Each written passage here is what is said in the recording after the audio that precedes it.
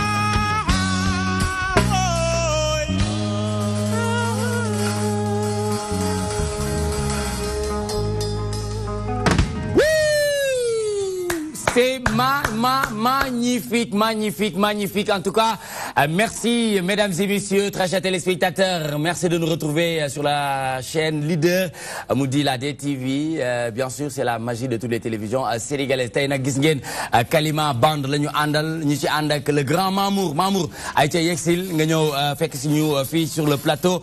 Et bien sûr à la batterie nous avons Ismaël Camara, ci kora bi ñu ngi and ak papa Moudi Conté et sans oublier le grand Seba le pro, le grand bassiste parmi nous ce soir. Donc bien sûr avec une création depuis mai 2017 le Kalima Band juddu bo batay nak mu ngi def ay jéego yu am solo. Tay nak ñu ngi ñew fi pour fësal bu baax li nga xamantene mom moy lancement album bi nga xamantene mu ngi bayé ko inshallah samedi 4 août inshallah, mais l'album est prévu en fin août. Mu nara tuddu nak article 1 bien sûr. Donc lolu yeb dinañ ci waxtaan tout à l'heure avec Mamour pour savoir album bi ce sera composé de combien de titres et puis éventuellement yan xétu musique lañ fay fekk ak yan thème la nara aborder parce que ku ne xam na né ñom li ñuy def moy World African Music. Kalima Band en acoustic session ce soir dans toi-même tu sais morceau bi mu daane légui muy wóolu mom mu nek lo xamantene defe naa ne dox na sama digënté ak Modou Mbacké waye dox na tamit sama digënté ak yéen sénégalais yi nga xamantene ya nga ñuy sétane un peu partout à travers le monde rawati ki doli les sénégalais de l'extérieur de la diaspora qui nous suivent grâce à l'application DTV Sénégal ou bien le site internet www.dtv.sn. On est en partenariat avec sangatv.com mais en synchronisation avec 99.9 Moudi la voix des femmes, la radio leader Moudi Soxna FM jamono ji digënté Tata King Lo dem di Kessel Lo Ndiaga Ndiaye taxi clando particulier ñepp ak ñuy bayyi xel ndax c'est la télé qui bouge bien sûr avec l'application mais aussi avec la radio bi nga xamantene mom moy la radio leader Soxna FM. Donc ñu ngi nekk ci bëssu mercredi jeudi 2 août 2018 jeudi nak xam ngeen ne bu joté saa su ne dañ ci and ak Pune Fashion muy ndaanaan Kuli Fadrine di ambassadrice de bonne volonté taxawaay bu am solo. Donc tay ci toi-même tu sais Pune Fashion nara waxtané albinos quelques conseils pour faire face aux rayons ultraviolets ndax yoy non yeb dafa bax mu fësal ko ndax ginaaw mom amna ci xam-xam bu yaatu machallah bax na mu fësal ngir ay moromam yu melni mom di albinos di ay Pune Fashion ñu mën ci gis sen bop. Donc conseil yoy dinañ ci and ak Mame Diarra ci kanam tuuti inshallah ngir mu léral ko. Modou Mbacké lañu andal comme jeudi bu jot niñ koy tam di défé. Modou Mbacké nak wara ñëw waxtané lepp lu jëm ci actualité politique et sociale. Ce soir Modou Mbacké reçoit madame Dieynaba Goudiaby muy responsable politique APR di coordonnatrice nationale du mouvement Union des citoyens pour le triomphe de Macky. Bien sûr ba paré ñu wara waxtané Modou Mbacké présidentielle 2019 la jeunesse républicaine s'engage pour la réélection de Macky au premier tour. Mais aussi dinañu and ak monsieur Chérif Fall muy un grand promoteur ndax mom lepp liko soxal mom moy naka lay def ba culture bi gëna mëna dem ca kaw ca kanam ci lu baax muy acteur de développement taxawal nak un grand arrosage le dimanche 5 août à la Voile d'Or mu nar ci and ak ku ci melni Akhlou Brick Paradise ñom ñu wara joggé Mbour Thiès war leen def ay délocalisation ñom ñep wara ñëw fofu nga xamantene mom moy fofu ci Voile d'Or. Mais aussi dinañ fa fekk Sidi Diop dinañ fa fekk Bastoum loolu yëpp dinañ ci waxtaan inshallah ci kanam tuuti avec monsieur Chérif Fall ngir mu indil ñu ay léral ci programmation bi naka la nar a demee foofu ci Voile d'Or le 5 inshallah août inshallah. Donc mais léegi li ñuy def mooy ànd ak sama waa ji Père Mamour. waaw mais ziar ak magal. mais na mes yaa ngi doxal. alhamdulilah mais wóolu nga wax ah. la confiance n'exclut pas le contrôle. waaw mais yow nga ne wóolu. wóolu bon en fait wóolu bon comme ni nga ko waxee. wóolu ci nit ki nga nekkal. wóolu ci say wayjur. wóolu ci bërëbu liggéeykaay bi. wóolonte parce que confiance fu mu amul. jàmm du am. mais wóolu bi dem ci beneen dimension mooy que mu ngi wax ci yàlla. parce que ni gëm yàlla am na. mais wóolu ko moo jafe. da nga ko seetlu. waaw ci mim réew. dañ koo gëm. waaw te wóoluñu ko. mais wóolu bi moo des. ah bon waaw parce que yàlla boo ko wóoloo. waaw da nga koy bàyyi ak lépp. da nga koy bàyyi ak lépp doo dugg ci dara ba dute. comme maa ngi def lii est-ce que dina baax est-ce que. parce que wóolu amatu. mais c'est pour de bonnes causes aussi ah. boo defee est-ce que boobu yaa ngi xool le pour et le contre. non yàlla moo amul est-ce que. amul est-ce que. ak yàlla amul est-ce que. amul est-ce que. amul xalaat amul réfléchir. da nga koy naan rek moom la. tout à fait lépp moom la. d'accord nga bàyyi ak moom. lu mu def nga xam ni noonu la. d'accord. président Macky Sall de dafa mel ni moom mooy woo Dieynaba Goudiaby suñu plateau toi même tu sais téléphone am mu ngi sonné. léegi nii président Macky Sall Modou Mbacké la doon jéem a woo Modou Mbacké moom it mënu koo wuyu moom xam naa ne président tey moom ña ngay woo yëpp doo leen mën a jot xam naa ne suba moom boo nekkee foofu ca statut ci permis à point yi xam naa boo leen woowee dinañ ko jot ndax Modou Mbacké bi ma doon wax les téléphones mode silence s'il vous plaît moom moo njëkk taxaw ne ma fexeel ba sa téléphone ba mu sonné Chérif loolu fekkee nga ko waaye gis nga bañ ñu tàmbalee plateau bi téléphone moom moo njëkk sonné mooy wane ne man ba may wax. téléphone kan yow xel sax ca la ma la wax téléphone moo sonné man yow bëgg forox caay yow Mansour moo bëgg laxas yow yaa bëgg forox caay. tàmbalee tege si ñun quoi. nga ne li nga doon wax mu am solo ci wàllum wóolute. mais damay laajte ndax Dieynaba mu ngi partagé avis boobu noonu bi nga xamante ne moom la Mamour yëkkati ci morceau wóolu dégg nga lim ci wax lan nga ci xalaat loo ñu ci mën a dolli. waaw sama frère bi wax na dëgg. wóolu moom ko wóolu doo fi nekk di xool suba ngoon lu muy def fu muy dugg fu muy génn. loolu de yaa ngi koy wax ci benn ci wàllum relation wàllum couple day ngay wax ni dañ cey gis sa bopp. ndax dañ lay dinañ la lijjanti léeg-léeg wala duñ lay lijjanti. dina la jiital ba pare mu faxastal la. mooy maanaam joxe bopp ba pare rocc làmmiñ. waaw très bien la wóoloo dina la bàyyi ak lépp nga doxal ko. macha allah macha allah. lu baax loolu man ànd naa si ak dafa mel ni waa mouvement union des citoyens pour le triomphe du président Macky Sall dafa mel ni loolu dañ laa jox lépp de nga war koo doxal.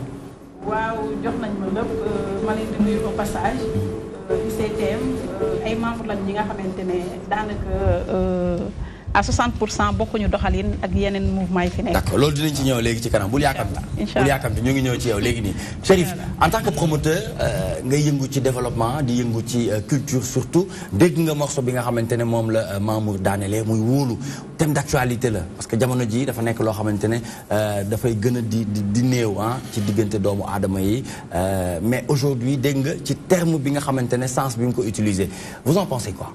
Merci beaucoup Nico, je pense que c'est extraordinaire. C'est vraiment un excellent artiste boo xam ne je viens de le découvrir gis si moom talent boo xam ne yàlla na ko voix am wéttali gunge ko ba mu yeggale carrière am parce que son bi dafa philosophique. kon mën nañ ci xanaa mën nañ cee xaar beneen yoon booy tëgg feneen rek nga boole ko ci programme bi. Nicolas yaa ngi sàq bi sama laaj so je pense son bi dafa philosophique. d'accord parce que wóolu mu jeexale dañu war a wóolu yàlla. je pense que wóolu yàlla mooy permettre nit muy dox ci kaw suuf te xamul lan moo ko téye. li mu wax dafa c'est tellement vrai ba dañ koy féliciter di ko encourager di ko ñaanal daal yàlla boobu nga wóolu yàlla defal ndam. ñun tamit ñu wóolu DTV rek ñëw liggéey ak ñoom. d'accord waaw. xam nga waaw en Dieu nous avons confiance xam nga loolu dafa bokk ci slogan américain yi. in God we trust.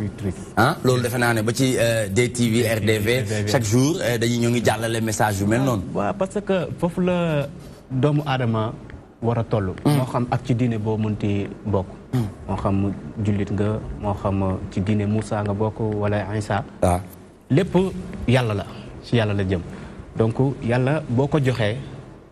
sa bopp da nga koy bàyyi ak sa bopp. d'accord parce que moom nag bind nañu jox ñu xel bàyyi ñu rek ñu doxal leen mais forcé wuñu ci dara. dafa ni yoon yaa ngi nii ku jaar fii ngay teere ku jaar fee ngay teere mais nag comme jox naa leen xel xalaat leen ngeen jaar fu leen neex. kon jox nañu liberté. waaye ñun luñ ko war a delloo mooy ko bokkook suñu lépp lu ñuy dugg. bañ di douter bañ di parce que amul sikki sàkk. d'accord yàlla kenn du ko sikki. yàlla kenn du ko wóolu rek bokkook lépp quoi. Mame Diarra ku defee cëm tey nag moom da nga sañse ba indi sa ëppukaayu bopp. waaye lii lu mu doon yëkkatil ñu xool sénégalais gis tey ni nga ñëwee. waay maam Diarra yow kana. man kese ëppal sa bopp kay ñu xam ne yaay man kese. yow kese.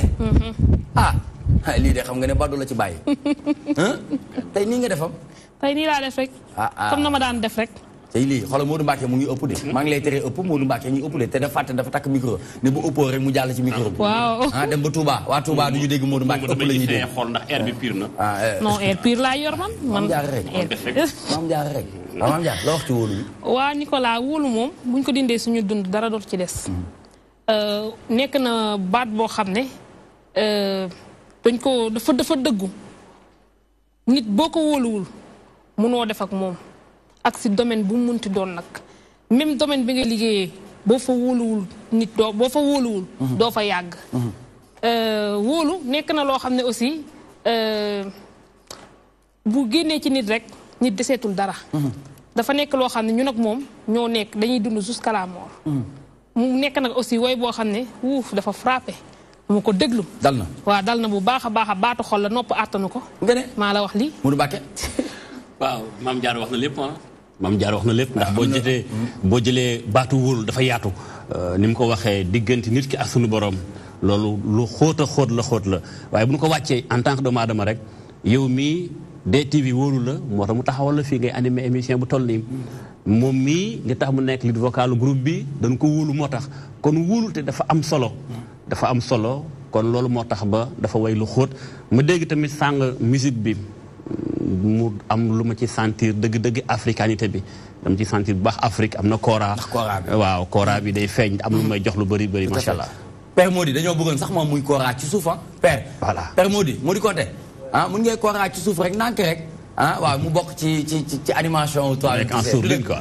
très bien dégg nga li nga xamante ne def nañ tour de table ku ci nekk d'accord ci thème bi nga xamante ne indi nga ko mais surtout mu nekk thème d'actualité boo xamante ne war nañ ci mën di waxtaan ci mim réew ndax toll nañ foo xamante ne nit ñi wóolatuñu kenn ku ci nekk rek sa bopp doy na la ba tax na li nga woy war nañ cee jàng lu bëri mais tey fan ngay puiser ci lan ngay sukkandiku pour mën a def thème ba mun koo woy ñu am ñu la ci accompagner.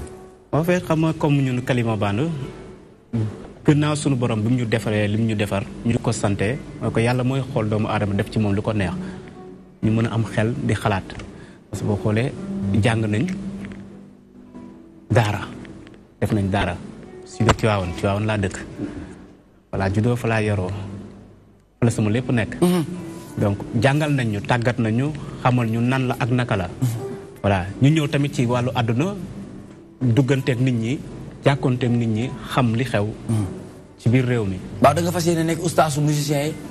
naka leen waar. non ustaas yi musiciens yi non pas waar leen parce que Sénégal moo soxla tey ji Afrique moo soxla kaddu. d'accord kaddu gu am njariñ.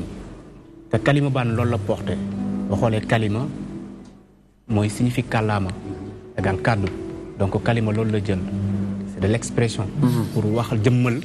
Afrique pour jëmmal Sénégal donc kon li booy jëmmal Afrique wala ngay jëmmal sa réew dafa am ay kàddu yoo xamante ni moom nga war a yëkkati macha allah def groupe yi ñëpp pratiquement ñu nekk ay jeunes ku ci nekk ñiy jàng li ñu def yëpp ñu jàng ko nag. da ngeen di bokk di bind wala yooyu yaay bind. wala ñu lay bindal waaw d'habitude nag li ci bari dama koy bind mais ñoom ñëpp ku ne da ngay participer des fois ma bind ba mu àgg ma ñëw ñoom ñu ni non nii du nii mais des fois ñoom tamit ñu bind ñëw indil ma. d'accord man ma toog ma liggéey. très bien donc wóolu ku ko bind. wóolu man maa ko bind. yow yaa ko bind. man maa ko bind. il vous a fallu combien de temps pour nga mën ko bind réaliser ko ba mën ko woy tey.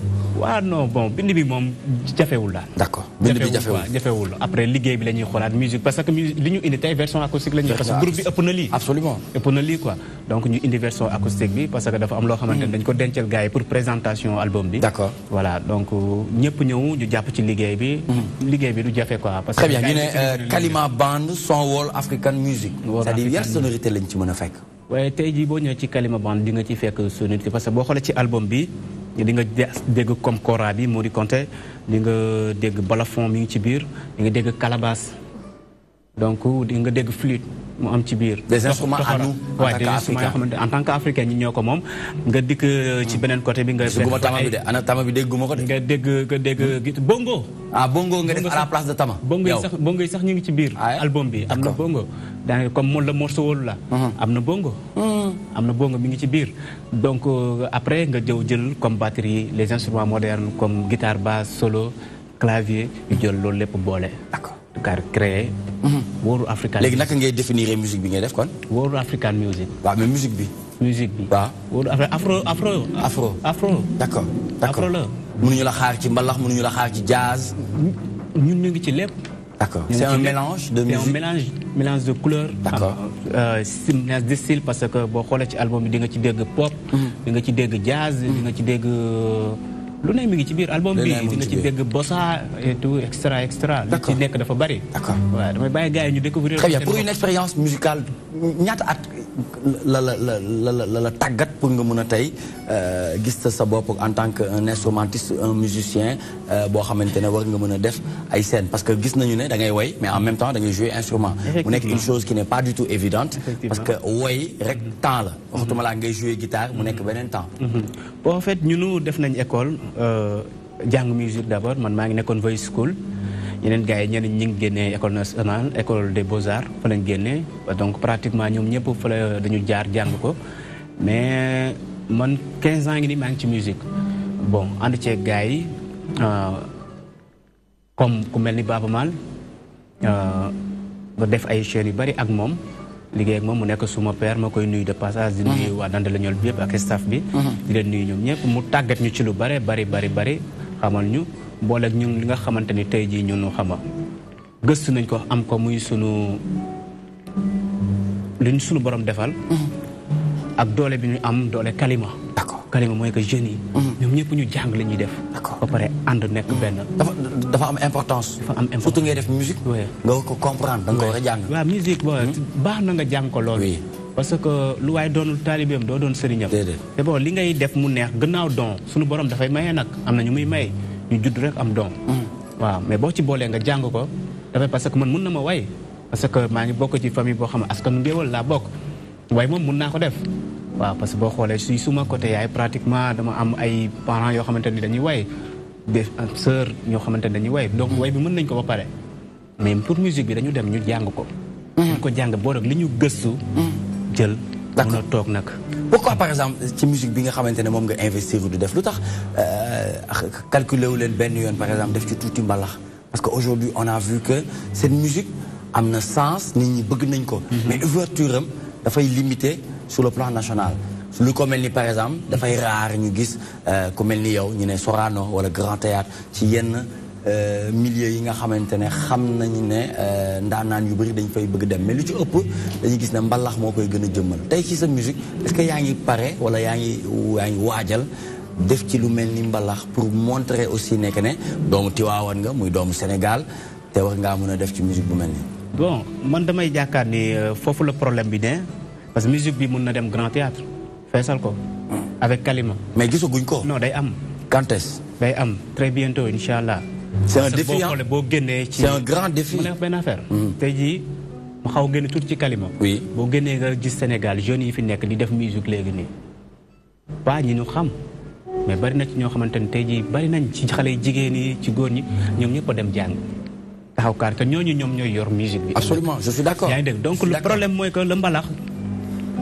nekkul loo xamante ñun ñoo ko moom c'est vrai ñun ñoo ko moom xam nañ ko mais ci ñun lay def mi ngi mel ni nga togg sa joxe jël sa dépense togg sa ceeb ba mu neex nga lekk ko yow kase ñun Sénégalais yi rek ñoo ko comprendre ñun kase ñoo ko comprendre mun naa ko fecc mun naa ko way te Kalima da koy def mais tey nii même bu nekkee mënoo ci am ay tournées internationales mais dinañu gis ay communautés sénégalaises yi nga xamante ne ñu ngi un peu partout à travers le monde di def ay sollicitations ci ñi nga xamante ne ñu ngi joué mbalax mais Kalima bon man je n'ai rien contre le mbalax non j'ai jamais dit cela parce que dama koy def d'accord dama koy def mën naa ko def mën naa yegg fii léegi mbalaxal la oui j'aime bien mais àdduna dafa am ay choix d'accord des fois nit ki da ngay choisir ni man lii laa nekk d'accord ci lii laa bëgg ñu xamee ma ci ci lii laa bëgg a doxee.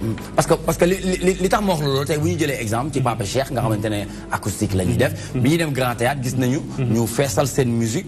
mu am ay parties yoo xamante ne gars yi dinañ ci mën a gumbee mun ci déconner mu am ay parties yoo xamante ne dafay ne carrément de la musique mooy li ngay wax mooy musique acoustique wall musique. Chérif en tant que promoteur li ñuy waxtaanee nii am na ci loo xamante ne maîtriser nga ko parce que yaa ngi jël ay Sénégalais di leen créer loo ay événements di ko jouer un peu partout. Vous en pensez quoi cette musique bi nga xamante ne ñoo ngi koy consommer mais il y a toujours des difficultés pour ñu mën a woote ci yenn spectacle yi ba tey dafay am jafe-jafe. Merci beaucoup Nico, je pense qu'il a très bien répondu. boo déggee mu wax li olof di wax ne ku wax feeñ. je pense que dafa mbapat parce que 15 ans ku ko def ci musique ba pare jaar école. am nga ay prérequis. parce que mi ngi wax ne famille géwél la judo et tout. mais malgré tout ça dafa dem consolider ak yooyu nga xam ne am na ko bu pare nga xam ne si deretam la nekk. li mu wax tamit je comprends son choix. parce que le mbalax au niveau national c'est vrai que moom la ñuy gën a consommer. mais bu dugalee ak créativité li nga xam ne moom lay def je pense non seulement war na ko mun jaay fi comme ak Pape Cheikh ni ñu ko defee mais au niveau international tamit je pense que lii dafay jaay le Sénégal.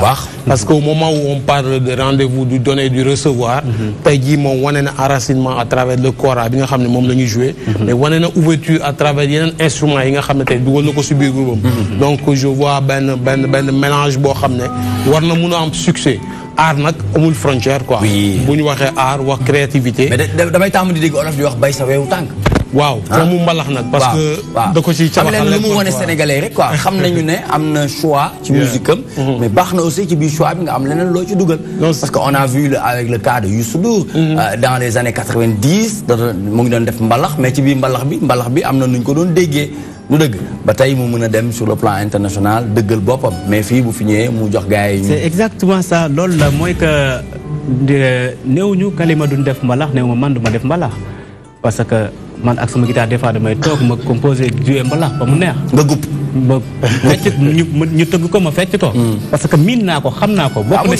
bokk na ci man ba pare. waa léegi man maa jël loolu nga xamante ne dafa bokk ci man te mi ngi ci man heure bu ma neexee.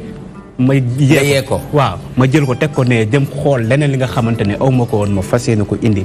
léegi après ñu soog a ñëw ci leneen. côté prestation par exemple fii ci Dakar. en général dans une semaine di nga ci produire ñaata yoon wala dans un mois. waaw ñun pratiquement daan nañu jouer mais depuis ñu doon liggéey album bi vu que l' album dañu ko def ñaari partie benn bi dafay nekk national beneen bi international. depuis ñu commencé album bi pratiquement dañu arrêté woon sunu spectacle yëpp. dañu toogoon joué tuñu quoi. ñu concentré wu ci liggéey album bi. mais là incha allah bientôt dañuy redémarrer affaire yi. lancement album bi yaa ngi naan le 4 la. le 4 août fan lay doon. Jet Café. Jet Café. mi ngi nekk Nord Foire juste ci côté SDE bi. incha allah de 22h jusqu'à 1h du matin. foofu lay doon dañ def lancement album bi. et sortie officielle première single. kon foofu noonu ku fa ñëw ci lancement bi du mën a am album bi. non foofu noonu présentation bi. présentation bi. album day déglu rek quoi dinañ ko joué. da koy cons quoi waaw nañ ko cons. da koy cons waaw mais le single dina génn. d'accord foofu noonu incha allah. mais album bi. Très bien. Comment vous voyez l'évolution de la musique sénégalaise avec les jeunes surtout nga xamante ne au-delà du mbalax ñu ngi indi seen i touche ñu ngi def ay création ñu ngi innover ba pare li ci gën a am solo léegi mooy lañ doon woon gis démb moom la ñuy gis tey mooy ndaw ñi nangu nañu dem jàngi musique pour comprendre ko mu nekkoon loo xamante ne gënoon na néew ci jamonoy jamono waxtuma laa jamono yi nii.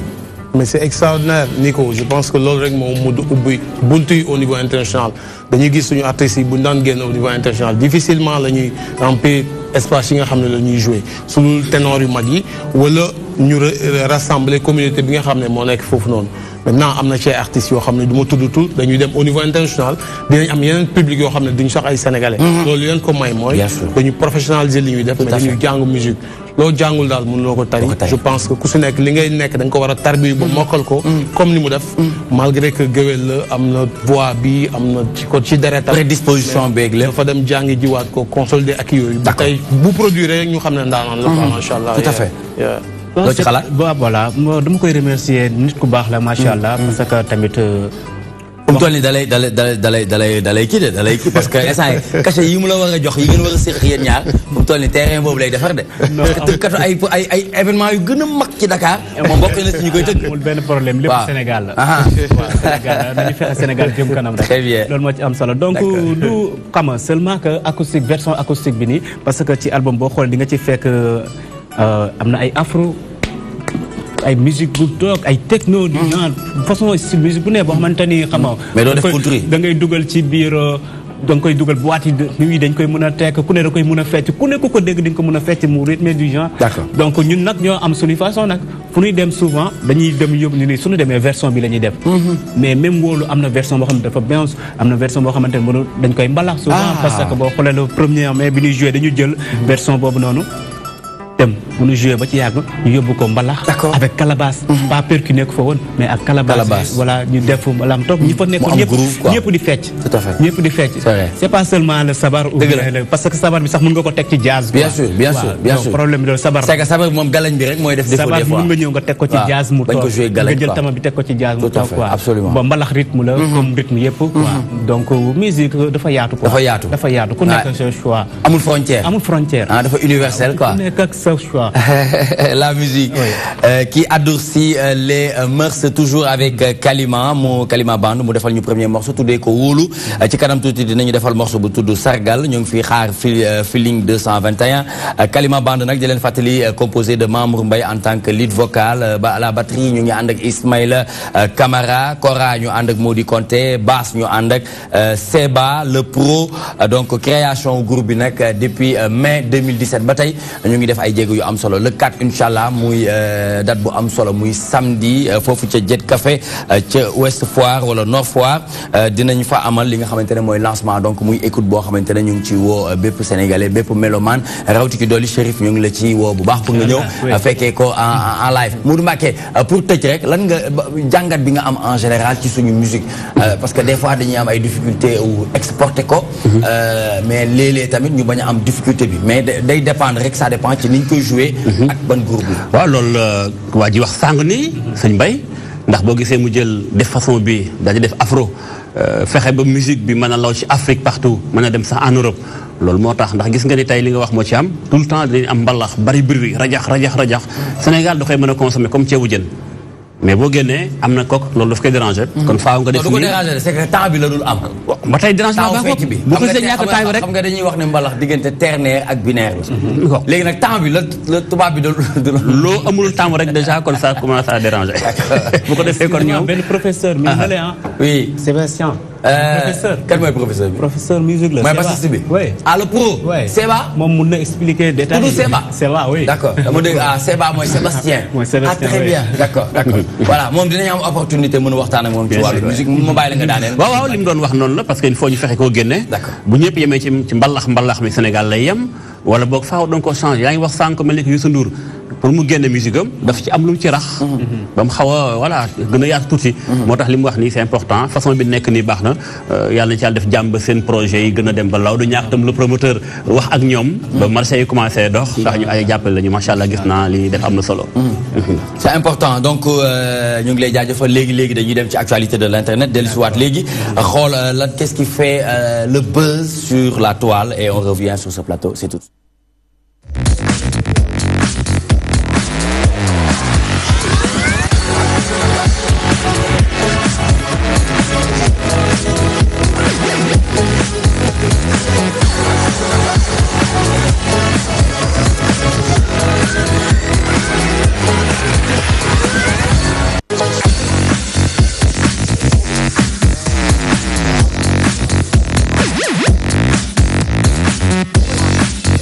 Très bien, si on se réfère à Dakar matin bien sûr wala ñu ànd ak Seneweb moo ci gën a fës ñu ngi li ñu xamal ne li nga xamante ne moom moo fa xew ñuy wax wàllum bac 2018 un naufrage collectif donc loolu nag ñu ngi ci ànd ak Dakar matin ñu lire ci colonie li nga xamante ne moom la bac 2018 un naufrage collectif wax les résultats du baccalauréat 2018 ont été rendus publics par l'office du bac et comme les années d'avant ils sont loin d'être fameux bien au contraire avec 15,17% d'admis au premier tour. Il s'agit d'un véritable naufrage.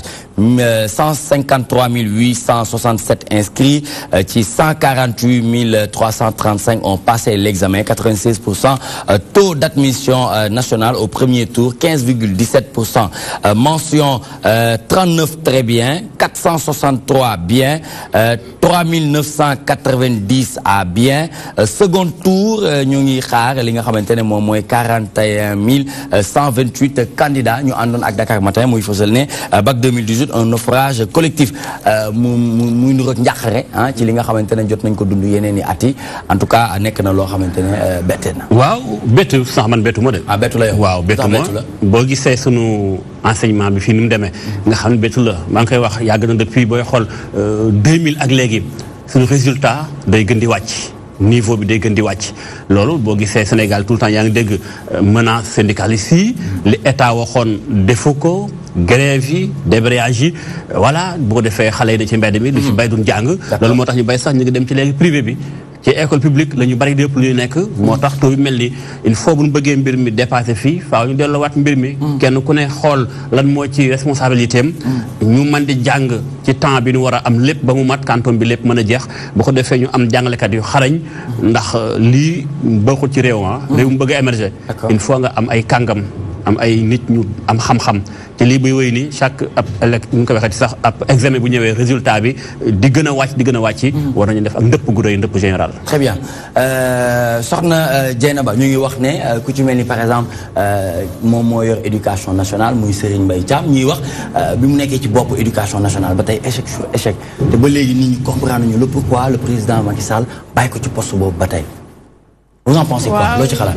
ni ko yaakaar naa problème enseignement daf di problème bu nga xamante ne comme duma enseignante duma si sori torop te moom la ministre Serigne Mbaye Thiam yaakaar naa ni am na fu mu mënee ci liggéeyam looloo waral ñi bàyyi ko fa ba léegi ndax bu ñuy wax bu ñuy ne lan moo waral président Macky Sall bàyyi ko fa ba tey ak problème yi di am ci enseignement bi yëpp yaakaar naa dafay am yi nga xamante ne mu ngi koy saafaral te sénégalais yi xamuñu ci dara. peut-être mu ngi koy doxalee ak enseignants yi en douce di jéem a régler yenn situation yi parce que aussi problème enseignants yi ak le ministère de l'éducation yaakaar naa du problème bi nga xamante ne ça date d'aujourd'hui yaakaar naa problème bu yàgg la te aussi problème bu yàgg la oui mais looloo waral ñu génnee fi régime bu fi nekkoon indi régime bu bees pour yëf yi soppeeku wane beneen xar-xaru kanam mais dañuy gis ne élèves yi ba tey seen i ay quantum horaire am na lu bëri loo xamante ne na sax na tey ñu ngi gën a di dellu ginnaaw moom la Modou Mbacké ñaa wax nee na ñuy gën a di dem résultats yi di gën a faible loolu tamit nekk na luy lor ndaw ñi loolu dëgg la ndaw ñi waruñu leen lor te bu ñuy dem ba ñuy wax affaire de trouver solution ci affaire enseignement yaakaar naa président Macky Sall bu demee ba ñu koy primer à l'étranger di ko jox le meilleur prix di dialogue yaakaar naa ni moom prix wu lan lañ ko jox noonu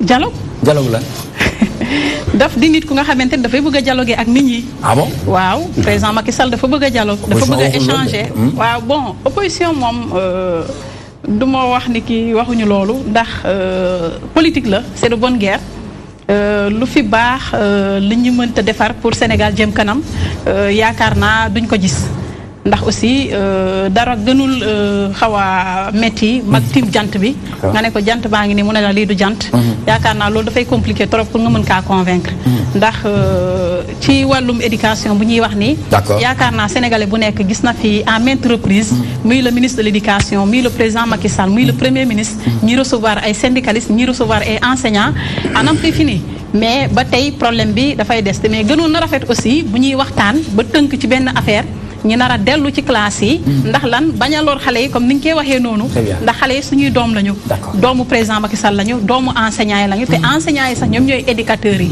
président de la République sax dafa jaar ci classe yi te fii Sénégal la jàngee donc enseignants yi tolloon na jamono éducateurs mi lañu woon waaw. Très bien. Merci beaucoup Dieynaba Goudiaby, muy responsable politique APR di coordonnatrice nationale du mouvement Union des citoyens pour le triomphe de Macky.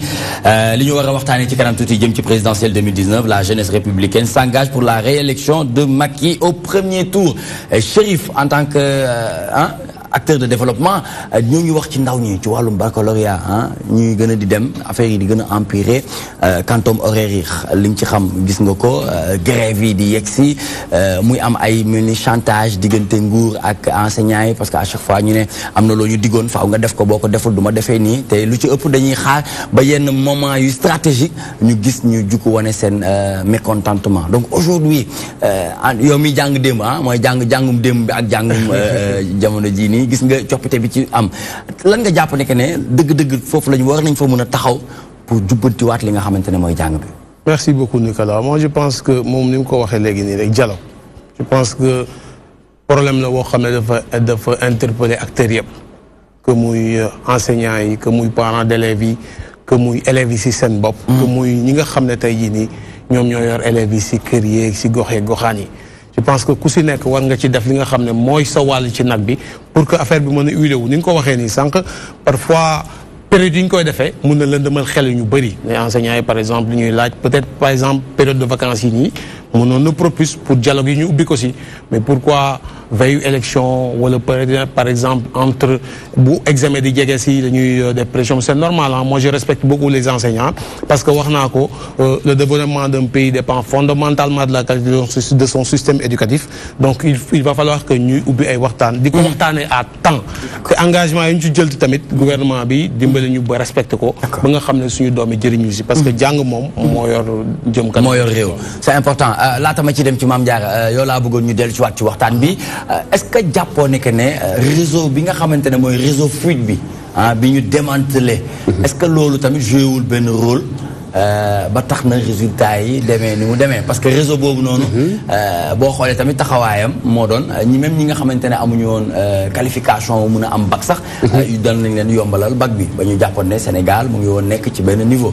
tey démantelé boobu ñu démantelé réseau fuite boobu noonu est-ce que jàppoon ne am na lu mu joué impacté ci résultat wu 2018 waaw man du ma jàpp loolu xam nga lu may jàpp système bi ca kaw la amee problème depuis des années man invité naa ci sama émission benn professeur d'université mu ngi muy dégg jombul mais mu may xamal ni ma fi mu toll nii booy xool dafa dem ba université dafa am problème boo xamante ni bii même professeurs yi sax ni ñu waroon a amee ay professeurs yu xarañ mag ñi fi nekkoon ñu ngi retraité ñi ndaw ñu ñëw ñu ngi bees amugunu expérience bi nga xam moo ci war loolu ci kaw la mais nga ñëw ci suuf à la base foofu aussi dafa dem ba formation bi dégg nga ay temps président Wade indi woon fi les vacataires ay volontaires nga xam ni kon dafa demoon dañu am déficit ba léegi mi ngi am loolu nag bu fekkente ni classe bi xat na qualité njàng day poser problème xam-xam du dugg ci xale bi bu fekkee tam ki war a jàngale tamit la war ci moom dëgg ci jëmtukaay xarañaay man ngir joxe xam-xam boobu nekku ci moom que muy jàngal loolu dana feeñ ci moom pour man fuite am na naam ban démantelé li nga xam ne réseau bi mais la indi fuite moo doon niveau bi wàccoon na xale yi kenn ku ne di wut foo porox ndoll pour xam am bac dafa métti woon mais niveau boo dëgg bu amoon du jar ngay sàcc fii tricher fii du ko jar ndax jàng nga ko mën nga ko mais problème bi mooy fi ñu toll ni système bi moo aaje tëggaat amoon na fi ay assises xëy na ci kaw la woon mais war naa gën a law lañ fa jëlee mën ko appliquer mais lañ fa jëlee nekk na njëriñ la moo tax mënuñu dem ci application yi problème baa ngi noonu dañuy def ay kuréel di lëlu di liggéey ci ay yëf bu paree ñuy xaar ñu jébbal ko askan bi pour ñu nekk ci ñu dugal ci tiroir yi loolu mooy volonté politique autorités yi ngànk réew mi li nu war a def dëgg booy xool dañ koy xaw bàyyi à côté yoo xam nga ni boo xeloo histoire du Sénégal moo nekkoon capitale Afrique occidentale française AOF réew yu bari seen ay dirigeants Sénégal lañ jànge mais tey ñooñu raw am na concours bu amoon fii bu yàggul beneen réew moo ko jël see Sénégal jël xaay bi yóbbu Sénégal jël daanaka ndaare lu waral loolu mooy lanu amoon dañu koo baax kon am na càggante gu metti ki daan jàngalaate léegi ñu ngi koy jàngal léegi muy Sénégal très bien mu nekk lu am solo Mame Diarra dafa mel ni jàngalam démb ak bu tey am na différence bu mag parce que bu démb moom boo nekkoon sax sa koñ di foo ñu ne la sa maître ngi ne daw nga dugg sa biir kër ndax doo bëgg di dajeek moom ndax lundi da ngay jàpp ne dina metti ci yow mais léegi li ñu gën a seetlu mooy ñii di jàngale ak ñi ñuy jàngale ñooy tollu même génération ñooy bokk benn génération est-ce que loolu tamit nekkul lu impacté lii tax affaire yi di faible de plus en plus. waaw Nicolas loolu bokk na ci li nga xam ne moom moo impacté li nga xam ne mooy enseignement bi ndax tamit nag nañ ko waxte de l'éducation est le premier besoin d'un peuple. te nit lu mu jàngul du ko tari. te Nicolas bu njëkk la matière yi dafa yemoon. maths géographie histoire léegi. matières yi ñoo bëri. ay vivre ensemble. vivre dans son milieu. vivre à côté de son lit. yooyu yëpp dafay dem ba dafay perturber psychologie gu xale bi. xam nga lu tax tubaab bi seen jàng ñu gën a am doole suñu jàng. ñoom seen jàng bu ñu jàngee lundi mardi mercredi. dañuy noppal xale bi jeudi. vendredi ñu jàngaat. xale bi noppalu samedi dimanche lundi mu jëlaat xale jàng dafa war a am benn moment boo xam ne da ngay reposer wu. boo reposé wu sa xel day daal di ñëwaat mais matière yu bëri ñu bëgg koo jël sol ko si bopp xale bi dafay dem ba dafay metti matière yi léegi dafa bëri te jàngalekat yi jàngalee tuñu mais nee nañ jàng fa mu nekkoon jugee fa de. wallaay jàng fa mu nekkoon jug na fa am naa sama benn rak dafa jug yàgg na sama benn rak xam nga dafa def benn yoon bac amul mu ne bàyyi naa ma ñëw ne ko tant que le bac existe yi bagaraa nga ne muy ree léegi boo ko dem waaye yow sonn nga ne garaawul tant que le bac existe bagaree mu jeex ren la am bac macha allah ren la am bac kon ñu ngi koy féliciter macha allah bu baax a baax Mamou en fait en tant que porteur de voix lan nga jàpp waaw bon man problème bi dama yaakaar ne Sénégal moo am problème. Sénégal ci boppam. waaw Sénégal. dafa am problème boo xoolee ci secteur yëpp am problème du ci côté boobu kese. tout va mal. donc waaw tout le Sénégal va mal le pays va mal. parce que léegi nag lañ mën def nag loo jàpp ne loolu la ñu war a mën a def ba génn ci mal boobu. mooy li ma toujours rek ma xam nga ñi jiitu. ak ci domaine boo mënti nekk nga jiitu moo xam kilifa nga la ak kilifa boo mënti doon nga jiitu da nga xam ni dañu la jiital ni la nit ñi di dégloo noonu nga leen war ni dégloo boo dul déglu ñi la jiital da ngay def lu la neex. te boo defee lu la neex nga yàq. abus day am de. ngay tooñ. donc il faut dégloonte am. il faut ñuy jiitu ñu déglu ñu nekk ci ginnaaw comme ñi nekk ci ginnaaw ñu leen di dégloo nit ñi dégloonte seen biir bu ñu dégloontee rek nangu leente rek. d'accord. réew mi jëm kanam quoi. je pense que problème bi nga xamante ne moo laal secteur yëpp moo laal fii rek quoi. ba fent nga ci woy ci benn ba fent nga ci woy. waaw non liñ ci war a mën a wax bari na quoi. mais toujours rek dañuy wax dans le cadre defar loo xamante ne day defar. pas pour ŋàññi kenn pas pour xas sikkal kenn. nañu gën a woote waat ñaaxante ñu gën a defar réew mi. na rafet daal waaw na rafet daal. ndax mu bëree mu jeex parce que Sénégal tamit war na dépasser niveau bi mu nekk quoi. waaw bu bëree jeex Sénégal war na ko mën a dépasser quoi. bu neewee jeex. waaw non nañ ko rafetal. waaw nañ ko rafetal. c'est important nañ ko rafetal. très bien di sargal bu baax de waa Tivaouane jamono ji ñoom ñuy bàyyi xel na xam ngeen ne seen doom mu ngi fii ñi leen di sargal bu baax ci canal 12 ci décodeur TNT by Excaf di leen fàttali ñu ngi def promotion bu am solo boo fayee ñetti weer ñu may la benn weer 15 000 francs ñu may la beneen weer nga mën a am 4 mois d'abonnement donc décodeur bi mu ngi jar 25 000 francs CFA nga mën a am plus de 77 chaînes li ñuy def mooy rentrer dans le vif du sujet pour parler présidentielle 2019 la jeunesse républicaine s'engage pour la réélection de Macky au premier tour Modou Mbacké. waaw loolu moo tax indi fi tey suñu invité Dieynaba Goudiaby bokk ci kàngam bokk tam ci ndaw yi ngànk parti APR Dieynaba ni ko Nicolas waxee yéen fi jum ngeen élection présidentielle booy xool 6 mois mu suñu diggante ak élection yi seen bëgg-bëgg mooy fal président Macky Sall mu am 2e mandat alors lan ngeen rata ci loxol sénégalais yi comme bilan ngir jàpp ni président Sall war na ci sukkandiku ba am 2e mandat. waaw Mbacké loolu boo ma ko laajee dina sawar a tontu lool. ndax dara umpul Sénégalais yi li fi président Macky Sall def ci diggante 2012 ak 2017 ba ñoo ngi ni dugg ci 2018 di waaj élection présidentielle dans 6 mois. donc bu ñuy wax reconduire wala réélire le président Macky Sall dès le premier tour en 2019.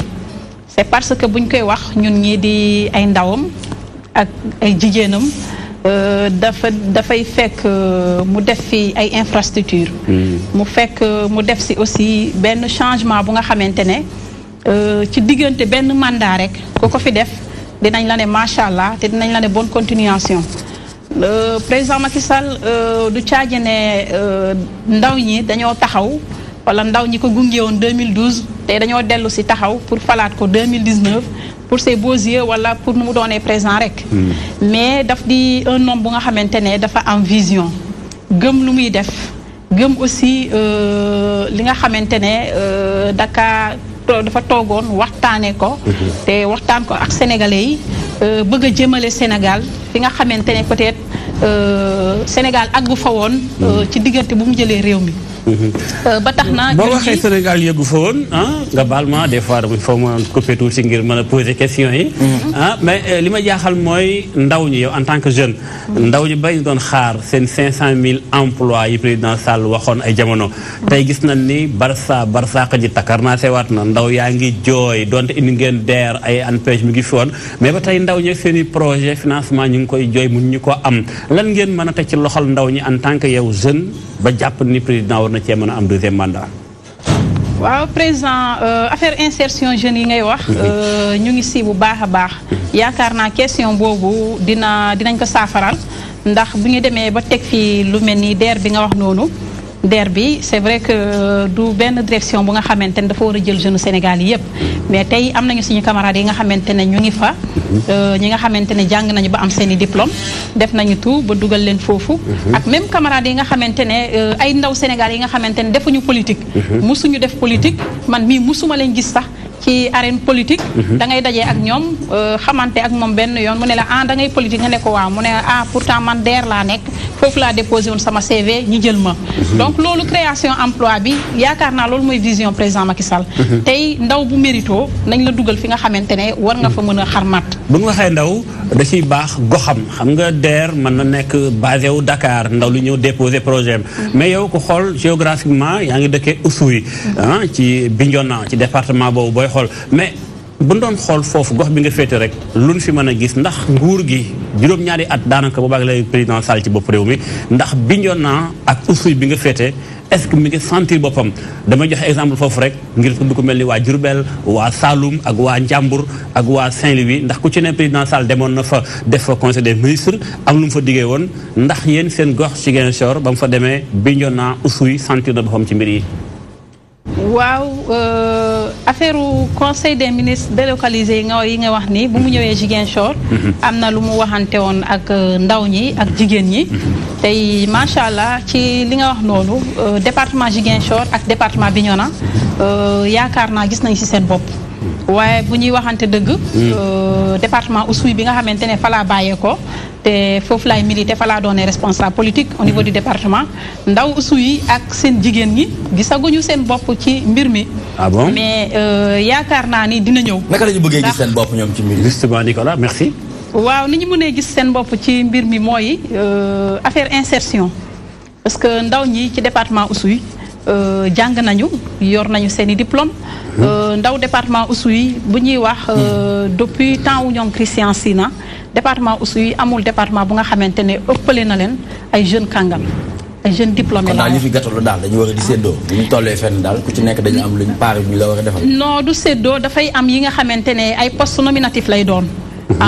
mu am yi nga xamante ne aussi yow yaay yóbbu sa CV bu baax dem déposer ko nga am mérite bi ñu jël la sa morom gën laa mérito ñu jël la ci poste nominatif yi may wax noonu y a des agences yi nga xamante ne on a des camarades yi nga xamante ñoo dëkk ñoo bàyyeekoo ci département Ziguinchor wala département Bignona ñi nga xamante ne ñoom ñoo toog ci agence yooyu mais bu ñuy xaw a def maillage bi loolu dina yokk cawarte ndaw département Oussouye ak seen jigéen ñi bu ñu gën a mën a gunge président en 2019 bu weesoo comme ni nga wax yéen waa APR ñu mën leen a nommé ci yenn poste yi manière générale département Oussouye parce que bu ñu waxee Oussouye rek dafa am ku fa bokkul APR am ku bokk beneen parti am koo xam moom xaarul dara lu may intérêt général lu mel ni que ay yoon hôpital wala ambulance yu mel noonu gis naa ne Oussouye ba tey mi ngi enclavé wu dem fa dafa jafe xanaa président Sall ba mu demee Casamance def conseil des ministres délocalisé am na lu mu waxoon ba ne Casamance da koy def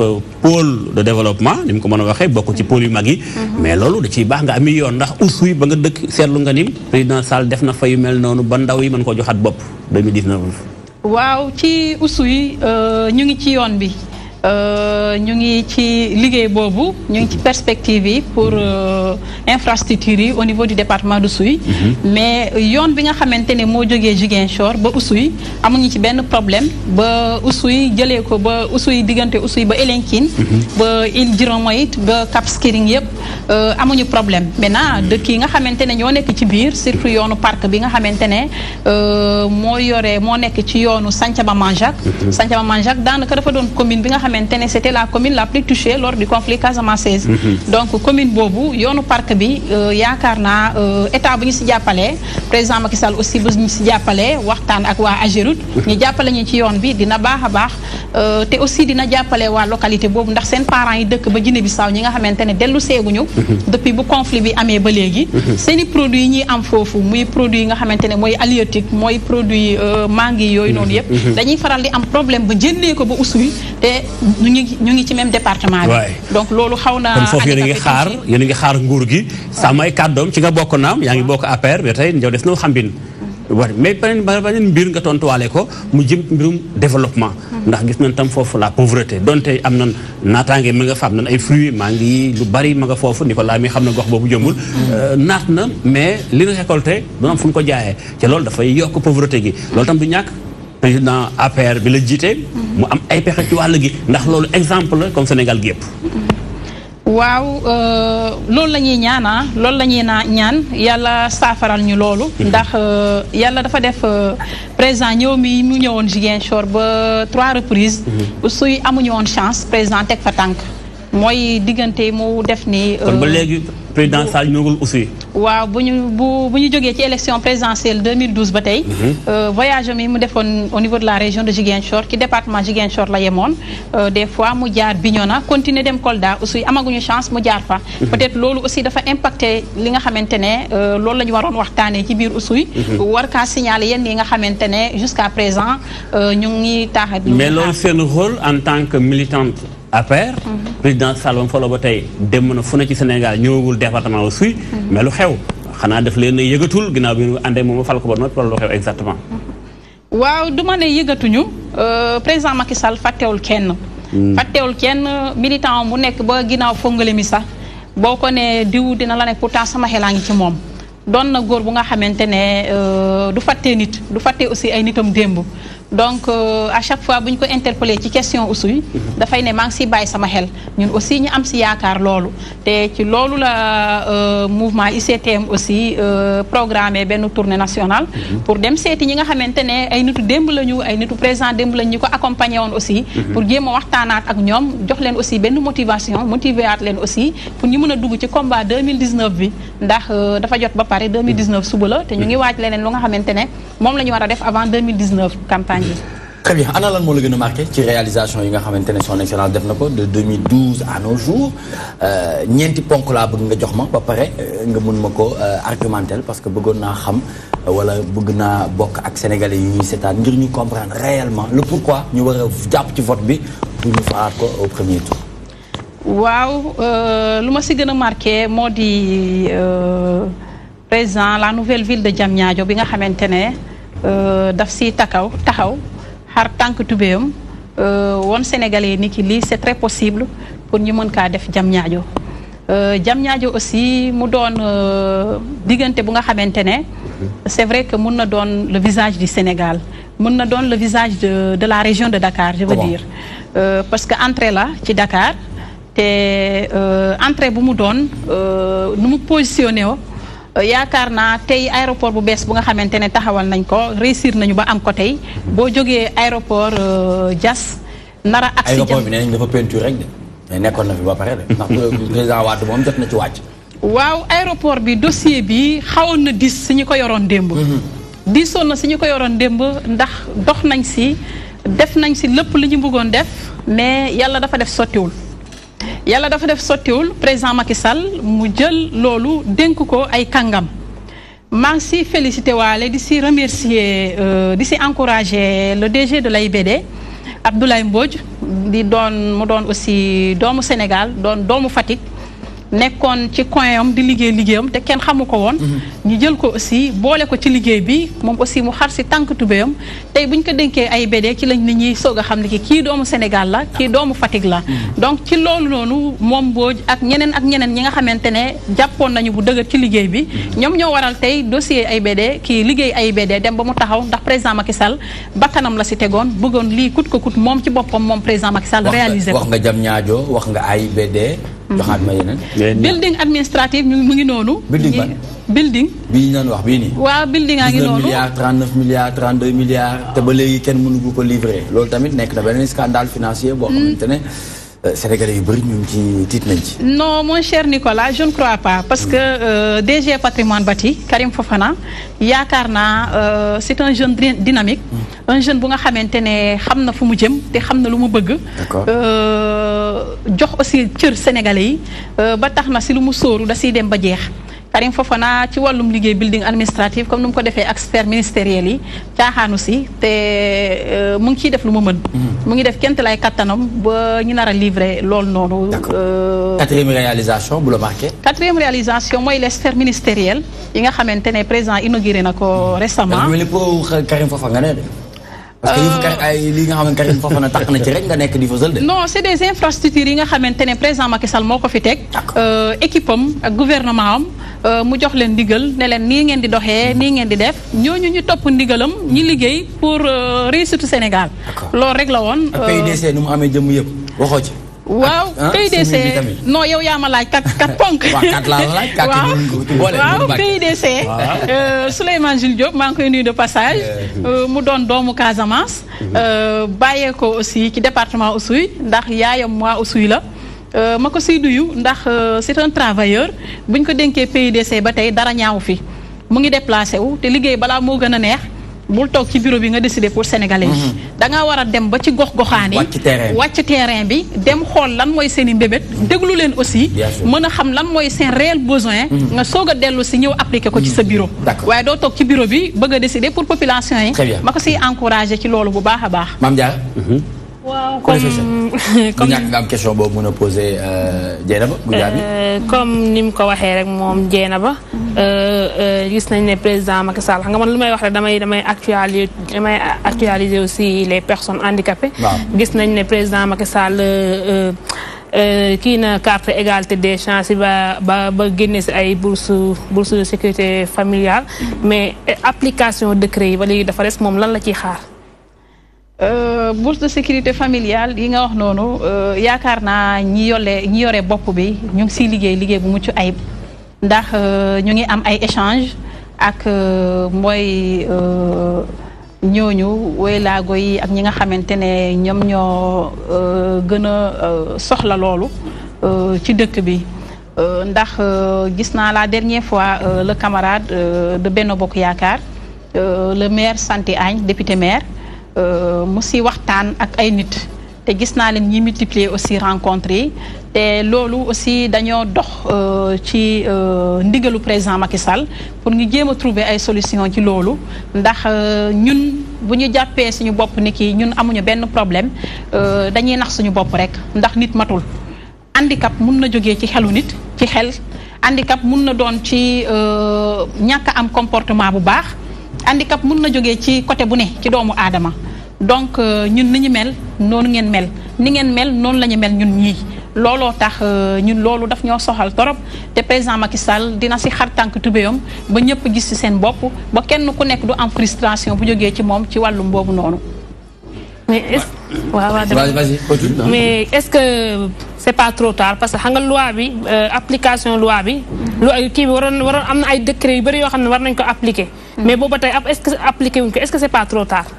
non man je ne dirais pas que c'est tard ma sœur rien n'est tard quoi waaw il n'est jamais trop tard pour bien faire mu ngi ci loolu te yow mi ci sa bopp di nga si teg bët te di nga ma ne benn bis bu ñu dajewaatee di nga ma ne wante waxoon nga ma ko gis nañ ci suñu bopp léegi. d'accord incha allah. très bien Chérif du ñàkk nga am ci xalaat ci par rapport à la politique ah wàllum culture wàllum ça dépend ci ban domaine nga bëgg accentuer wu li nga xamante ne nekk na ci xel bi. waaw Nico loolu nag may rek ma summi sama casquette promoteur teg.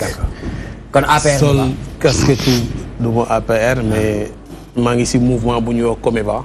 collectif mouvement pour les valeurs l'équité bu professeur Awa Marie Coll Seck bi nga xam ne. depuis 2012 ñu ngi jàppale le président Macky Sall. je pense que comme ni ngeen ko waxee fii yëpp constaté nañ ko le Sénégal va mieux. je le dis nag objectivement fi ma ko teg tamit leer na. le Sénégal va mieux. va mieux. kenn waxul le Sénégal va très bien dañ ne le Sénégal va mieux. objectivement lu tax ma wax ko. 58 ans dañu ne. d'accord dañu ne. sànq question bi nga njëkk a posé. problème emploi des jeunes emploi d'une manière générale mooy fàttali ni que état rôle am du joxe emploi. mais y avait une prémisse boo xamante ne ça a été waaw foofu laay ñëw c'est-à-dire que moom dafa war a defar cadre bi su defee cadre bi defar système bi ba mun a attirer ay investisseurs ak ay bailleurs yoo xam ne dañ fi créer loo xam ne moom mooy jox nit ñi lu ñu mën a liggéeyee je pense que président Macky Sall joué na ci rôle bu am importance li nga wax léegi c'est très important je pense que Diamniadio ku ko romb ne président Macky Sall liggéeyul Sénégal je pense que xëy na da ngaa jàkkaaroo jant bi ne bëgguma gis mais c'est waxuma sax transport Dakar ni muy gën a fluide bu Diamniadio ubbee à 100% mais infrastructure de dernière génération yi nga xam ne tey jii non seulement hub industriel lay nekk mais day nekk hub touristique boo xam ne tey Sénégal ku fa wàcc dina naw Sénégal. mais ci péage bi ngay jaar waa péage bi démb rek bokkoon na ci jour final bu ñu waroon dem ci wàllum réduction prix wu péage bi. ça je suis parfaitement d'accord ah ni ko Sénégalais yi di dundee ñun moom lañ koy dundee. président Macky Sall je pense que dégg nañ ko ci péage bi ñi ngi invité ñëpp ñu toog waxtaan pour xool nan la ñuy wàññee prix parce que en réalité c'est une prévision de recette multiplié nañ ko par n. ubbi nañ non seulement ubbi nañ aéroport bi nit ñi foofu la ñuy jaar Diamniadio ñii di dem di liggéey léegi fa la ñuy jaar donc y a des possibilités bu fekkoon ne sax ñi ko njëkkoon a négocier amoon na ay clause d'indexation waroon nañ mën a négocier sukkandiku ci loolu pour réviser les prix maintenant xamuñ ci yan base dañ ko négocier woon président Macky Sall a pris le train en marche mais yaakaar naa ne li mu si wax dégg nañ ko si et sur les réalisations du président man je pense que bi ñuy def campagne en 2012 ñuy wax couverture maladie universelle pour man utopie la honnêtement pour man bi ñuy wax couverture maladie universelle pour man utopie la mais président Macky Sall gis nañ volonté politique bi mu ci affiché su ma ne laa yaay da doon fanaanoo doomam muy fanaanee jooy yaramam di tàng du ko sañ a yóbbu ci poste de santé wala centre de santé parce que amul ay moyens président Macky Sall ne ko yóbbu ko du fay dara 0 à 5 ans gis nañ ci ay couverture ay millions et des millions de cas césarienne suñu soxna yi ñaata yoon la sa soxna nekk ci diggante dem ba hôpital ñu war ko opérer mais amuloo les moyens pour faj loolu tey jii nii président Macky Sall ne na demal ñu opérer ko 0 franc gratuité mais plan Sésame demoon na bay sukuraat ba nañ ko teg ci jàkk na ko yóbbu président Macky Sall ñëwaat def ci infusion financière ba nga xam ne mi ngi permettre plan Sésame mën a dox di jéego waaye yemul foofu noonu je pense que PUDC ak Puma yi nga xam ne tey liggéey ñuy liggéey ñi ngi tax gox yeeg goxaat yi tey ñi amuloon fontaine am fontaine mais jokkale gox yeeg goxaat yi ba fluidité am fa communication am fa transport bi gën a jàll je pense que ñi ngi liggéey bu am so daañu nag dajul suuf y a des points yu nga xam ne suñu sañoon ñu yokk fa seen ay jéego yaakaar xam naa ni sax ñi ngi si parce que bërki dem rek gis nga président gis nga le premier ministre mu dem di inaugurer ay fontaine je veux faire allusion à l'eau au niveau de Dakar ñu gën cee baral jéego yi pour que sénégalais gën ci gis seen bopp mais yaakaar naa ne le président Macky Sall mi ngi dox ay jéego yu am solo je vous rappelle que moins de 56 ambulances médicalisées moo amoon Sénégal fi ñu toll ni on est à plus de 400 et quelques ambulances médicalisées tey jii nii da nga daan gis ay gox ak goxaat bu nit doon wasin dañ koy teg ci ay saret ak yooyu problème yooyu yëpp mutualisation effort yi nga xam ne tey jii nii président mi ngi koy def à travers yenn structures yi nga xam ne ñoo yor wàll yooyu noonu mi ngi liggéey bu am solo que muy ci santé que muy ci éducation. da ngay bàyyi Fall nii di dem rek wala. bëggoon a bàyyi moo tax ma lay xool sax. ndax sa yaa ngi ko bàyyi muy dem rek. di wax man kay Issa gan say gan lañ def. non moom politique bu ñu koy waxee moom ci TMTC. voilà léegi man Fall benn question mooy par rapport ak. événement wala politique. non politique la. da nga apprécier sànq da nga apprécier sànq couverture maladie universelle. ma gis ni yaa ngi doon wax ni plan Sésame bi woon na président Sall daf ko soqali mais dafa mel instant bi bukki ba màttoon plan Sésame yoot na ba ni ciix semi màtt na ko sax la bëgg a wax fi ñu toll ni ndax bor bi semi amee hôpitaux yi bari na daanaka bu ñu koy xayma mat na plus de 20 milliards selon les syndicalistes ci wàllum santé loolu ndax nekkul ni aaja na tam fay bor bi lu xew exactement Sénégal suñu kees yi suñu budget dafa am déficit budgétaire wala ndax gis naa ni bor yi bari na boo demee université privée yi semi BTP daal bari na lu xew exactement. waaw je pense que man nag yoru communication semi mais li leer te wóor mooy. il faut ñuy li ñu naan l'esprit yéene gi. moo doon sénégalais fu mu nekk bu soxlaa service de santé. mu dem fa te fekk fa service de santé de qualité. mu bañ a am boddi. kii am na xaalis day fajo kii amul xaalis day fajo maintenant ci faisabilité bi mun na am ay rëq-rëq yoo xam ne. ci nga ni ngay doxee ngay indi ay corrections yoo xam ne sénégalais yëpp dañ ciy gis seen bopp je pense que commencé na c'est mieux au début sentiroon nañ ni que facture yi mi ngi doon yéex c'est par rapport ak traitement facture yi ak dépôt facture yi même au niveau de la SEMU mais yaakaar naa ni ñoom ñi ngi ciy def ay efforts yu extraordinaires yoo xam ne li ci am solo mooy xale boobu moo doon wax feebar bëgg a faju mënul faju wala yaayam ñëw pour dem xaawi sutraam ñaan pour dem faju président Macky Sall ne ko doo fay dara non seulement dañ lay consulter gratuitement dañ lay jox sa gratuitement su fekkee ne que structure bi centre bi wala poste bi mu ñu ko gérer dañ lay référer nga dem ci hôpital ñu jël la en charge gratuitement mais loolu il faut le saluer au-delà de ça au-delà de ça esprit bi ñu amoon ci autosuffisance en riz man je pense que président bi mu waxee idée boobu nit ñi dañuy tëb tàccu malgré amoon na sénégalais yoo xam ne di nga ton nañ loolu mais loolu ne serait-ce que parce que l'idée devient une force dès qu'elle pénètre les masses. Ne serait-ce que mu gëmloo Sénégalais yi autosuffisance en riz mun na nekk loolu c'est déjà extraordinaire objectif nag nga teg ko c'est pour jéem ko atteindre.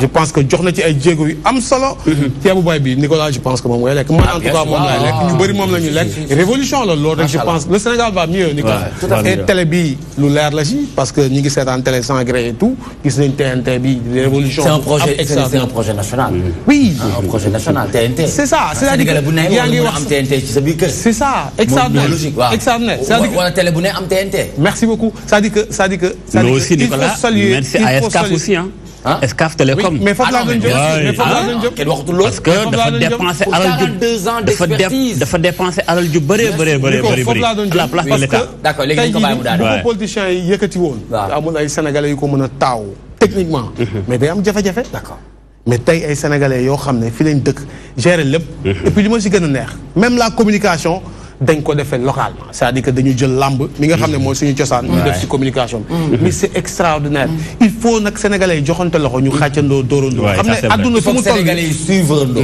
c'est ça ànd suivre système bi bàyyi politique politicienne bi c'est-à-dire que boo farek Macky Sall nit ñi gëm ne yaa ngi mos yaa ngi ci pouvoir quelque chose comme ça idée boobu noonu xëy na nit ñi ñoo lay jàppe sa bopp rek di ko xalaat mais loolu moom vraiment sénégalais yaa ngi liggéey ci télé léeg-léeg nga fay léeg-léeg doo fay xam nga merci wax naa sax ni que benn jour ne émergence bi sentir nañ ko sax ba ci biir ci nii ceeb kañ la gëj a yokk machine bi doon jëli jën ji subventionné wuñ ko engrais bi doon bay subventionné wuñ ko aliment de bétail bi doon yafal jur gi subventionné wuñ ko. Nicolas Sarr bi une campagne de. très bien muy campagne waaw dinañ ci dellu si waat très bien merci beaucoup Chérif Fall en tant que promoteur mu ngi ànd ak ñun parce que tout simplement mu ngi waajal événement bu am solo ce dimanche 5 août foofu ca fi nga xamante ne moom mooy à la Voile d'Or di ci ànd ak ay artistes yu mag lu ci mel ni Akhlou Brick Paradise ànd ceeg Sidi Diop mais ànd ceeg aussi Bass Thioung ñu ngi ànd ak madame Dieynaba Goudiaby responsable politique APR coordonnatrice nationale du mouvement Union des citoyens pour le triomphe du président Macky Sall. Présidentielle 2019, la jeunesse républicaine s'engage pour la réélection du président Macky Sall au premier tour. Loolu lañu nekk di waxtaanee ànd ak Modou Mbacké Niang mu nekk lu am solo lool waaye dañuy delluwaat rek ci kalima ban ginnaaw wóolu dafa mel ni sargal nga ñu war a jox de. effectivement sargal moom dëxëñ ñu si tuuti rek junñuñu rek ñu xam sargal bi moom koo sargal noonu. wala ñoo sargal sargal moom waa xam da ngay sargal ñi nga xamante ni yàlla boole na la ak ñoom moo xam sa waajur la moo xam say frère moo xam say am di jàmm nit koo gis ku nekk rek mu bëgg la rek yéene la boppam rek nga amoo leneen loo ko mën a jox lu dul nga delloo ko njukkal nga sargal comme ni ma koy sargalee Mame Diarra bés bu nekk comme ni ñu koy sargalee TNT bi ñu waaw TNTC bi ñu jox waaye TNTC ak TNT ñoo bokk ndey ak baay waaw TNT ko mag rek voilà donc TV nga xamante ni tey ji may nañu tey ji ñu am chance toog nii pour mën a exprimer wu d'accord donc tamit kon sargal daf leen di laal quoi très bien kon ñu dem sur scène ànd ak Kalima Ban gaa yaa ngi lay xaar ñu def sargal c'est important c'est toujours dans toi-même tu sais mesdames et messieurs très chers téléspectateurs di leen fàttali on est en synchronisation ci rajo bu mag bi mu di 99.9 Soxna FM la voix des femmes la radio leader tout de suite on se retrouve après cette page de pub.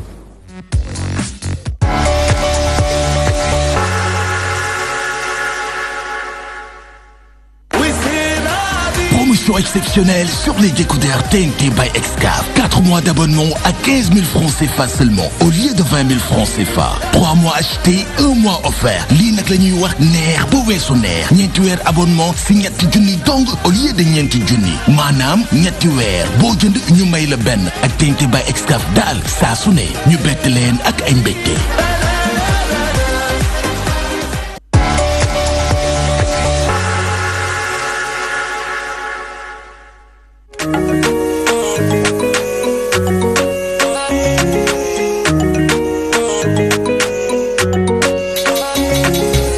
bu ngeen ko gisee xam ni que ni vacances yi jot na li koy annoncé nag di waa Pastef production ànd ceeg waa DTV fii la ñu xewlee fii ci Voile d'Or liñ leen di andil nag mooy événement bu mag a mag a mag vacances yëpp dañu nar a àndandoo ak yéen di fow ak yéen di béggandoo ak yéen di reetaanandoo ak yéen di feccandoo ak yéen mais li koy ubbi le 5 août bii lay doon fii ci Voile d'Or Mbour la ñuy dem jëli seen doom waa Akhlou Brick la ñuy ñëw andi leen fii ci Voile d'Or bu ñu jógee foofu dugg Géejawaay jëli xale bi nga xam ne mi ngi def buzz Gone Jaabira andi ko fii mu ànd ak yéen di def buzz Sidi Diop ñëw waa Géejawaay ñëw àndandoo ñuy Jaabira dañuy dugg Médina jëli fa seen doom Bastung gone gi nga xam ni tax na ñëpp di moytu seen ay noon le 5 août lay doon fii ci Voile d'Or àndandoo waa Pastef production waa DTV àndandoo di bége àndandoo di foo di reetaan di sangu di fecc di sànneeku di def ay yëf lu nar a yëngu lu nar a tàng jàpp leen ni vacances yi yëpp dinañ ànd ak yéen mais le 5 incha allah moo koy ubbi. Purchase your tracks today.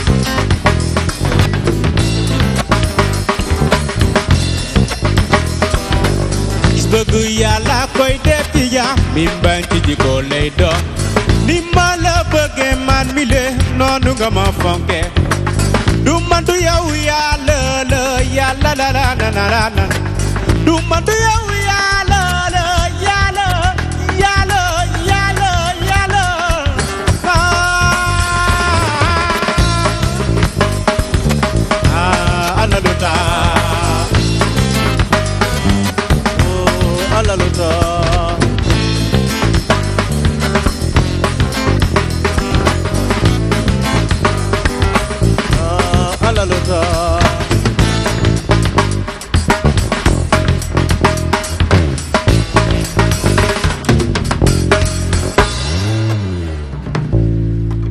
naa salsa. Dès que un changement de rythme, c'est important. Venez nous rejoindre sur ce plateau. Encore une fois, merci. Deuxième version, toujours avec toi-même, tu sais, avec le grand Danan Moudi Mamour Mbaye, bokk ci lead vocal Kalima Band nga xamantene ñu ngi waajal seen album article 1. Ce sera en fin août inchallah, mais lancement album bi le samedi 4 août foofu ci Jet Café. Donc ñu ngi leen di sargal bu baax a baax yéen ñi nga xamantene boobu ba tey yaa ngeen ñuy bàyyi sur les antennes de la DTV. D'y souhaiter joyeux anniversaire à tous les natifs de ce jour. Santé, bonheur, prospérité, succès et beaucoup d'argent. Mais plus particulièrement à Maymouna Niane mi nga xamantene mo ngi bokk ci groupe Excaf Télécom nekk ci radio Soxna FM di fa liggéey bu am solo waaye tamit bokk ci toi-même tu sais ci chronique bu am solo boobu nga xamantene moom la ñuy wax Info Média suba inchallah war nañ ko fay dalal ak ganam bu soobee yàlla parce que am na benn jamono joo xamantene mu ngi nekkoon ci yeneen i liggéey moo tax gisuñu ko waaye mais mun a ñu ngi koy sargal bu baax muy suñu rakk nekk nit ku baax di jàpp ñàmburam liggéey fulla ak fayda rek la xam donc tey la may mun a aye Maam Jaara may mun a ñaan borom Info Média tey de mooy anniversaire am. xanaa loo ci mën a wax. xanaa xam nga may mun a moom suñu may mun a la man sama xarit la macha allah xanaa di ko souhaiter rek joyeux anniversaire di ko wax ne yàlla na ko yàlla def mag mu am ñam moom sama waay la moom.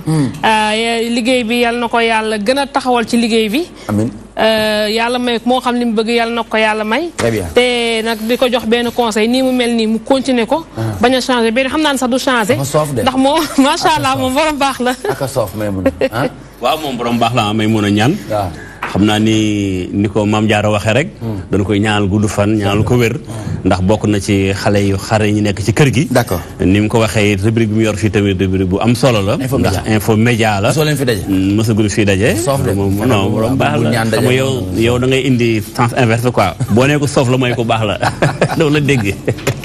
Très bien, merci beaucoup Modou Mbacké Niang léegi dañuy ànd ak Maam Jaara pour Fashion mu defati mëninam ci chronique bi nga xamante ne moom la ñuy wax ci lañ bokk ci la ñëpp bokk c'est tout de suite.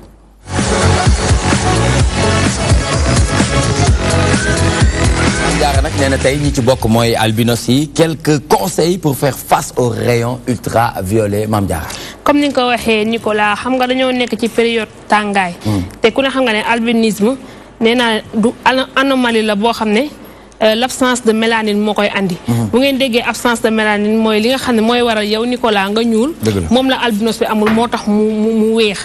absence de mélanine boobu nag bi ko waroon protéger contre les rayons ultraviolets du soleil moom la amul loolu moo tax nag léegi pour mu mucc ci il faut que muy protéger wu ni muy protéger wu mooy dafa war a sol ay yére yoo xam ne coton la nekkul nylon. aussi war a sol aussi ay longues manches yoo xam ne day ñëw ba fii. su ko defee mu jël col teg ko nii parce que yii nii ci albinos yi warul feeñ. parce que si période tàngoor warul feeñ ndax feeñ boobu muy feeñ naaj bi di ci dal. mooy waral day mel ni lu màgget daay mel ni lu ras. yaa ngi comprendre. ba du dagg du indi ay dagg. si day mel ni lu ras da ngay dem ba dootoo mën a takk collier ngeen bañ a mel ni Maam Jaara parce que adolescents yi ñoom ñi nga xam ne dañuy jànkatu di jaayu. man kenn musuma teg comme ni ñuy wax ni solal yi teg kol bi may jànku musuma ko def mais après ci laa gis na conséquence parce que pour man bi ñu koy wax dañ ma doon nax mais ci laa gis conséquence ndax man sama yaram amul woon benn tache te léegi boo ma xoolee yaa ngi gis ne am naa ay tache te soo moytuwul dafay su ma fekkante ne bàyyiwuma li nga xam ne moom la ñuy tere dafay continuer ndax dañoo nekk ci été xanaa léegi bàyyi nga nag la ñuy tere nag xanaa gisoo xanaa gisoo waaye ci plateau bi waaye xam naa ne booy dem moom ak ba ngay ñëw moom xam naa ne melowoon nii xam naa ne fii moom da nga am sa spécial boo xamante ne bu waxtu bi di waaj jot rek foofu ngay dugg def ni nga mel. gis nga aussi ñu def li nga xam ne mooy crème solaire yi parce que crème solaire dañ leen koy mën nañ leen ko jox te duñ leen wax ni ñu koy utiliser pour nga utiliser crème solaire yi Nicolas crème solaire yi c'est 25 minutes au soleil moom rek la la mën a protéger su ko defee da ngay dem nga xëppoowaat booy génnaat nga diwwaat te instant yi moment bi ñu toll nii dañu war a jël crème solaire bi nga xam ne moom mooy 50 plus ndax 30 plus bi booy xool amul doole 50 plus bi moom moo la mën a protéger li nga xam ne mooy les rayons ultraviolets du soleil ñi nga xam ne dañoo yor doom muy ay bébé yoo xam ne ay albinos lañ ñu éviter di lal toile xam nga am na ñoo xam ne bu ñuy tëral seen doom dañuy lal toile jël seen lal ci tëral ko loolu aussi toile bi dafa tàng te tàngoor boobu aussi mën a jouer lu bëri ci yaram bi couche bi aussi bu ñu demee ba ñu bañ a yendal couche xale ci kii bi parce que couche bi daf koy sonal waaw daf koy boyloo ba pare bu ñuy tëdd aussi ñu bañ ko couche parce que yooyu aussi bokk na ci li nga xam ne Nicolas dafay sonal bébé bi nga xam ne mooy albinos te duñ ko xam léegi au fur et à mesure muy màgg te lañ koy xam ndax naaj bu la xasee ba jàpp dalay togg intérieurement fay togg sa yaram ci biir nekkul ne da nga koy utiliser da ngay nekk si naaj bi tey rek mu feeñ sa yaram tey non daf lay ni au fur et à mesure nga koy utiliser ni ngay màggee noonu lay demee ak yow ni ngay màgg noonu lay demee ak yow ba loolu mooy dem ba jur li nga xam ne mooy cancer de la peau Nicolas yàlla nañ ci yàlla musal comme gis nga comme genre yi gis nga dañoo war di protéger wu ci li nga xam ne mooy tàngoor bi di jël col di ci teg góor yi ñu leen di exiger ay chapeau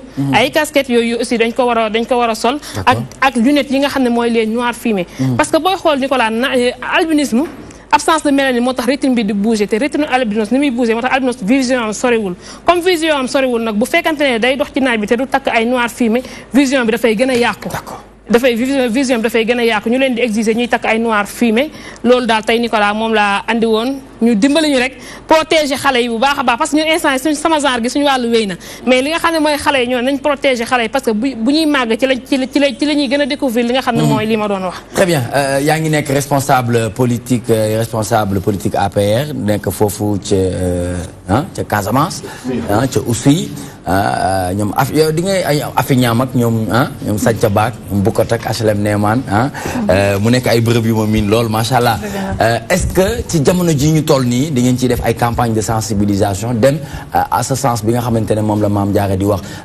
mooy naka la ñuy def ba albinos yi ñu mën leen jàppale ci ay crème jàppale leen ci ay lunettes de soleil pour que au moins ñu mën a nekk à l'abri.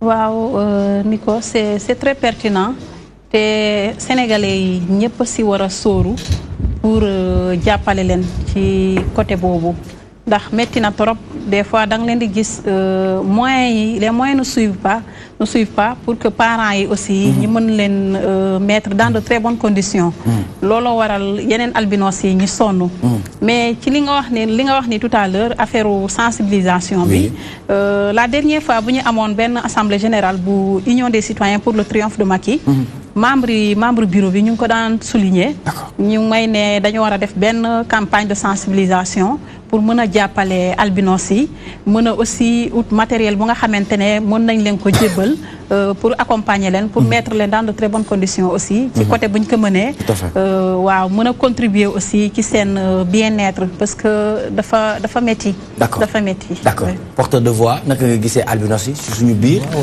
surtout nag bu ñu nekkee jamonoy tàngaay dafay am ay situation yu xaw a jafe di leen masawu coono rek parce que métti na vraiment boo dégloo ndaw si muy wax Mame Diarra sa yaram dafay daw quoi pour ne ki mooy pour ne fashion parce que da nga ciy xalaat sa bopp tey jii bu la yàlla tegoon place boobu noonu waaw donc yàlla nag mooy bindi jaamam def ko lu ko neex waaw xanaa di sàkku ndimbal ci ñi nga xamante ni ñooy borom doole yi d'accord ak fu waay mënti nekk ñu jàppale leen rek d'accord dimbali leen koo ci mën a taxawu nga taxawu ko jàppale leen bu baax a baax a baax a baax vraiment xam nga ñaan yàlla daal Sénégal nguur gi ak fu waay mënta nekk am doole rek. d'accord mun leen accompagner daal nga accompagner nga dimbali leen quoi. très bien c'est important Mame Diarra lan ngay jeexale. li may jeexale Nicolas xoolal Thiam mu ngi ñuy won léegi benn albinos bu sol chapeau. gis nga genre chapeau yi. voilà c'est recommandé. aussi ñu bàyyi li ñu leen digal rek ne lii boo ko defee day dindi tache albinos ñu di ko def parce que am na yoo xam ne aussi c'est très dangereux bu demee dégg ñu naan albinos warul bu ko jox netatu warul lekk netatu te Sénégal fii ku fi nekk te lekkoo netatu moom nekkagoo Sénégal. voilà dañuy wax boo lekkee netatu mooy andi tache noire yi waroo lekk netatu wala ñu ne la jëlal sebet nga koy sangee xale bi ndoxu sebet boo xam ne da nga ko sebetee ceeb ba pare nga koy sangee xale bi. mais Mame Diarra est-ce que essayé nga loolu ba man de damay lekk netatu damay lekk netatu de. da nga koy lekk. macha allah bu baax sax bu ma defee sama suul bu baax.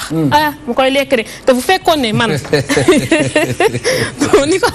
Mame Diarra bon appétit waay lekkal nga def ak jàmm léegi. Mame Diarra nee netatu baaxut de. mais Nicolas bu fekkente ne woon netatu dafay andi ay danger yoo xam si kon bu doon mooy andi tëpp yu ñuul yi kon xanaa ñun ñëpp feesal nañ si. feesal nañ si ba doyal parce que man ni ma koy consommer dafa bëri. macha allah beneen bi ñu ne ndoxu sebet boo ko da nga koy sangee xale bi est-ce est-ce que ndoxu sebet boobu ngay sangee xale bi ba sama moo koy essayé dafa mel ni dañoo jël puso di ko jam ci sama yaram bi est-ce que aussi loolu parce que albinisme aussi nekkul benn catégorie rek dafa bëri catégorie est-ce que nekkul ne am na ñoo xam ne seen yaram adapté wu na ci mais am na ñoo xam ne aussi adapté wuñ si ñu bàyyi si xel Nicolas. Absolument, c'est important. En tout cas, merci beaucoup. Ñu ngi lay sant di la gërëm bu baax a baax pour Né Fashion qui vous donne rendez-vous jeudi prochain toujours dans sa chronique si lañ bokk ci lañ ñëpp bokk li mu doon waxtaanee jëm ci albinos quelques conseils pour faire face aux rayons ultraviolets. Événement oblige le 5 août à la Voile d'Or en compagnie de Akhlou Brick Paradise, Sidi Diop, Bass Thioung loolu nag Cheikh Fall Chérif Fall moom moo ko taxawal en tant que promoteur donc racontez-nous nga expliquer ñu événement yi depuis kañ yaa ngi ci taxaw constat bi ñu ci def mu nekk lu positif lan la ba tey ngay pousse di jàppale jeunes yi di xool naka la ngay mën a def rek ba mën a occuper li nga xamante ne moom mooy scène sénégalaise. Merci beaucoup Nicolas je pense que nga may ma nuyoo parce que sànq dañu ñëw rek dugg si débat bi. nuyu nga ba pare grave demal rek on perd du temps demal rek. ok kon ñu ñëw par exemple parce que événementiel je pense bi ñu ciy dugg yàgg na trop. bi ñu nekkee sax élève avant ñuy ñëw université commencé nañ teg ay concepts. C'était quoi le choix? mais bëgg suñu culture parce que Senghor doon na wax ne que la culture est au début et à la fin de tout développement. ñu gëm bokkoon ci ñi nga xam la culture qui enrichit tout le monde contrairement à la finance. c'est ça. c'est-à-dire que ñun bokkoon ci ñi bëgg par exemple littérature nekkoon série L. gëm suñu culture commencé def ay événements culturels. ñu def ay événements culturels ba ñëw à l'université continuer ko. tegoon fa mettre en place un réseau bu ñuy wax réseau des étudiants amateurs de lutte doon organiser ay événements culturels di def ay lamb entre étudiants di def ay compétition internationale compétition nationale biir université di def ay concert di def ay spectacle biir université mais comme l'appétit vient en mangeant ñu dem ba pare suñu étude yàlla dafa ñu sutura nag ñu professionnaliser ko di organiser ay événements un peu partout dans le pays ci région yi plus particulièrement à Diourbel Saint-Louis Dakar fii ñu def événement ba lancé woon fi R&B Beat Show bi ngay dégg nga xam ne jaar na si télévision yu bëri ñu suñu fa exclusivité ren nag on est là di liggéey ak waa DTV ci programme bi nga xam ne grand arrosage tudd wax nañ ko sànq pourquoi le titre éducation la ñu dafa am solo si réew donc dañu gis lu fi doon am ñu amoon examen d'une manière générale dañ doon def arrosage lu namm sax mais namm ci esprit bi c'est-à-dire que source de motivation la doon la woon mais daf doon encourager xale yi récompense la woon tamit xale bu jàng pendant 9 mois nga wane ko boo defee effort war nga am récompense je pense que amoon na ay yoo xam ne defal fête bu mag nga xam ne day motiver xale bi nga xam ne yeggagu si je me rappelle ñu suñu ay temps ñi wóolu woon seen bopp dañ doon cotiser avant examen pour wane que après dañ doon defi autorisation xam nga loolu dafa bokk sax suñu cosaan parce que ñi mag ñu njëkk dañ doon xas dañ ne bu may dem nii dama koy am donc je fekkee ne que tey loolu dañ dem ba gis ko muy disparaître parce que peut-être que àdduna d'une manière générale xaw na metti ñu dañuy def benn arrosage bu mag concept bi mooy ne dañ leen di dajale du pour fête on va joindre l'utile à l'agréable c'est-à-dire que dañ leen di dajale sensibiliser leen parce que ñi ngi wax xale yi foo ñu orienter leen di waxtaan ak ñoom parce que boo leen occupé wu rek ñu occupé seen bopp bien sûr donc dañuy dajale ñëpp à la plage waxtaan ak ñoom sensibiliser leen ci ay points yu am importance lu ci mel ni que le sida lu ci mel ni que les IST parce que xale tamit foo nga teel a wax loolu mu màggale ko duga parce que jàpp nga ne dina am impact bi ngay xaar exactement bu nekkee da nga jël ay musique jiital ko est-ce que jàpp nga ne impact bi nga ciy xaar di nga ko ci mën a am exactement c'est-à-dire que musique bi jiituwul parce que on est là-bas de 9h à 19h d'accord dañuy yendu foofu 9h dañuy ñëw ubbi ay stand de sensibilisation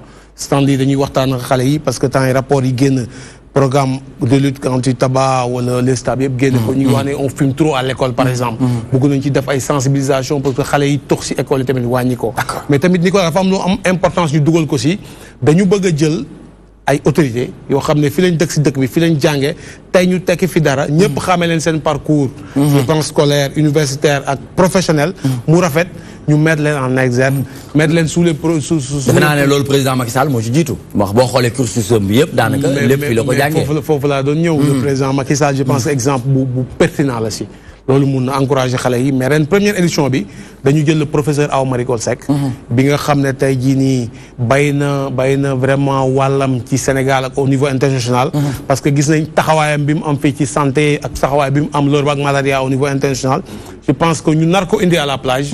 mu nar a yendoo ak xale yi def séance photo ak xale mais partager surtout parcours am. macha allah dina wax si parcours am wan leen ne fii la jàngee.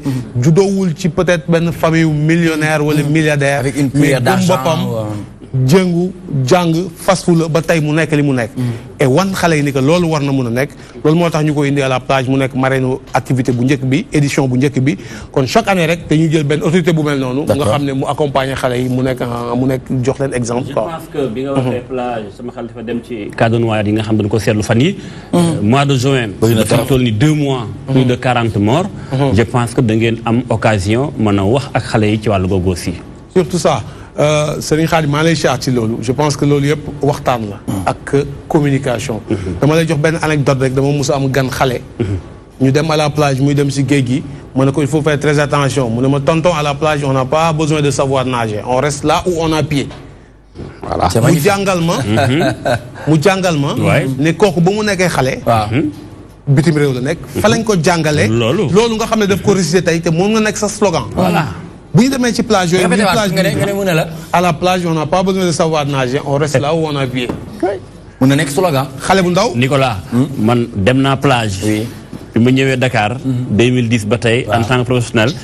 2014 laa fi dem plage. bi ma demee ci plage bi ma wax benn affaire. ci benn roche laa toog. wut sama benn pot di tàngay sotti. waaw voilà. yaa ngi gis. maa ngi gis ay gars yi da nga toog ci roche bi. waaw yor pot di tàng di sotti. di sotti sax nii. waaw ajoor laa xaw ma ndox. du ma toppandoo gars yi nga xam ne bii sa classe gi ay booy Dakar ngeen man ngeen ndox. dama leen toppandoo. benn waay ma romb dafa reetaan bi mu reetaanee ma ne ko non sa waay yow xamoo man li daal sama xel laay def. du ma leen topp man xam naa leen su ma leen toppee ngeen sànq moom. sama kii laa yor di sotti géej gaa ngi taxaw nii ma toog ci xeer gi di tàng di sotti jàpp voilà sangu après ba ñibbi. non mais c'est extraordinaire li muy wax nii. point boobu dafa am importance. Cheikh sa grand bi Cheikh ak Ibrahima seen grand yi dafa ni ko point boobu mu wax dafa am importance. parce que ñi ngi gis xale yi ñi ngi dem si plage interdit di sa di fa sangu. bien sûr ba loolu di fa am ñuy invité tamit. maire yeeg ñu def ñi ngi def ay effort gaa. mais ñu yokk ay effort par rapport ak surveillance. du doy ñi fa nekk mooy maître nageurs yi ñu dooleel leen. jox leen ay outils yi nga xam ne dañu leen mën a liggéey. parce que xale yi nag il faut ñu dem si géej gi. suñu demee si géej gi nag. il faut ñu am ñu leen di surveiller di leen orienter plage yi ñu tere tamit ñu bàyyi ko. xëy na plage yi ñu privatiser bëri na tamit ñu fexe sénégalais yi mën a am accès ci yenn plage. li ngay wax ni incha allah Nicolas nga may ma ko demain à 21h mooy sama sujet débat. débat de la rédaction. débat de la rédaction plage yi lay wax. nga gis naa ne actualité la. coow li bari na li faatu bari na. regroupé naa presque les acteurs ah. waa mairie Dakar maître nageurs yi. ak ñeneen ngir ñu waxtaan ci li ngay wax ndax gis naa ni ku ci waxut dana ëppi loxo ndax 2 mois rek 40 morts c'est trop déjà. tout à fait. on est parfait. Très bien maintenant programme bi noonu la nar a tëddee mu nekk matinée de sensibilisation. à partir de quelle heure la ñuy changer décor. waaw bu ñu demee nag ba 17h dañuy. denc rek bagage yi te ci centre de sensibilisation yi comme ni ma ko waxoon jouer l'utile à l'agréable. ubbi plateau yi nag pour artistes yi commencer ñëw. parce que xale yi tamit booy waxtaan ak ñoom. il faut nga woo leen si lu ñu bëgg. bien sûr dañuy wax sax LMD dafa changer nekk lutte musique danse mais à travers lutte musique danse boobu war nañ ci jël motiver xale yi ni États-Unis defee bala nga nekk basketteur de haut niveau foo ko jàng ba pare. dem high school. merci beaucoup mon cher il faut ñu bañ a def benn idée discriminatoire boobu ber loolu. d'accord nañ leen jël. boore leen ci bagage yi. fexe ba à travers yooyu xale yi bëgg. ñu fekk leen fa sensibiliser leen waxtaan ak ñoom bañ gëm seen bopp. maintenant plateau bi ni muy demee bari na ay artistes yu si joué. artistes yu bëri dina si joué waa Diourbel dinañ si ñëw ñu mel ne Super Niggas dina ñëw. King Jula dina ñëw.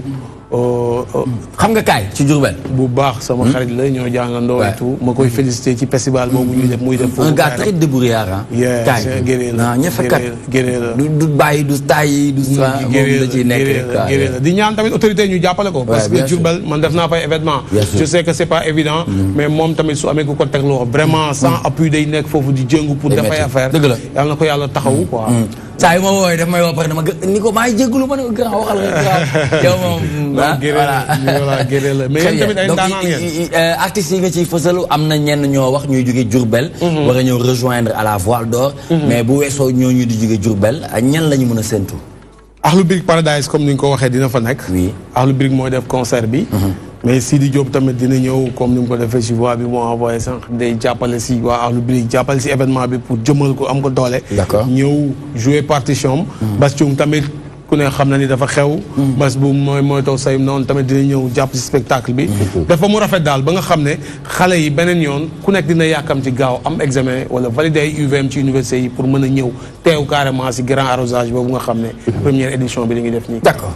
Très bien, donc rendez-vous est pris le 5 août à la Voile d'Or ce dimanche inchallah ñuy xaar di xaar Sénégal yëpp toute la jeunesse sénégalaise ñu ngi leen di xaar inchallah foofu à la Voile d'Or parce que tout simplement dañuy joindre de l'utile à l'agréable, sensibilisation le matin pour gën a ñaax xale yi ci wàllum tabagisme bi ci wàllum géej bi ci wàllum lépp li nga xamante ne rek mën nañ leen ci tàggat ngir ñu bàyyi ci xel dafay am solo bu ñu fa jógee nag ci ngoon bi dina am un grand concert animé par Akhlou Brick Sidi Diop ak ki nga xamante ne moom mooy Bass Thioung mais aussi dina am ay artistes yu jógee Diourbel ñoom it ñu ñëw wane seen i mënin ci li nga xamante ne mooy grand arrosage ce dimanche 5 août à la Voile d'Or toujours avec le grand promoteur mu di Cheikh Fall ñu koy def mention spéciale en tout cas ñu ngi lay ñaanal nga gën a mën a dem ca kaw ca kanam ci lu baax ndax gis nañu taxawaay bi nga xamante ne yaa ngi koy taxawoo culture bi non seulement Dakar mais un peu partout à travers le Sénégal fu ne rek yaa ngi xool nooy def ba fédéré donc loolu am na solo ñu ngi la ci félicité bu baax a baax